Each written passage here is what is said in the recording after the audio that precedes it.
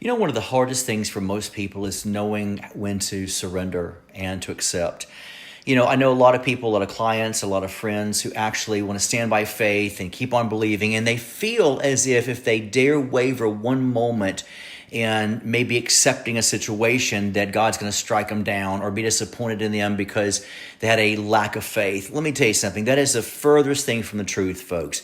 When you stand in faith and you believe God, that means I'm believing God to do what God wants to do. Stop putting God into a place where you're demanding that you think he should do what you think he should do.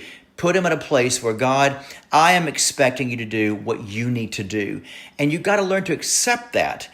Sometimes the truth is some people get healed and some people don't, no matter how much you stand in faith. And it doesn't mean you have lack of faith. It simply means God had other plans. But you know what? You've got to learn to be okay with that and learn to be at a place where you can accept it. God is not a genie where whatever we do, that faith is going to turn the key, that he's going to automatically bow down to what you want.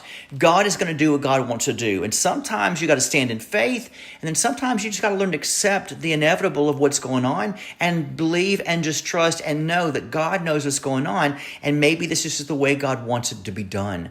Don't always put God to a place where you're expecting your outcome to happen. Put him in a place where you're expecting his outcome to happen, and stop questioning that. Stop questioning God. God knows what's better for us than we ever could imagine or think for ourselves. Have a good day.